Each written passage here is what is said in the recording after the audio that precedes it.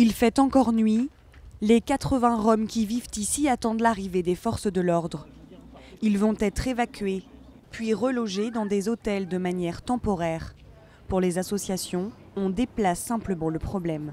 Ce qu'on a vécu jusqu'à maintenant, c'est que les solutions d'hôtels ne sont pas pérennes, ne sont pas forcément adaptées et qu'au final, les personnes se retrouvent à reconstruire des bidonvilles ailleurs. Et cela dure depuis 25 ans.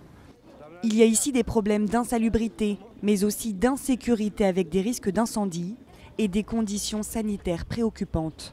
On a décelé de nombreux cas de mucoviscidose, des cas de tuberculose qui sont pris en compte dans les hôpitaux parisiens.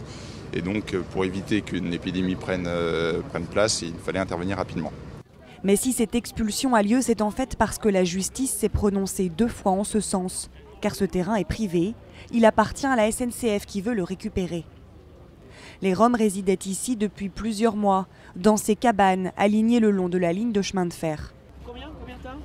Il y a encore quelques jours, 272 personnes vivaient ici, des familles entières avec des enfants scolarisés qui se sont volatilisés de peur d'être expulsés. Maintenant évacué, le bidonville sera prochainement démantelé.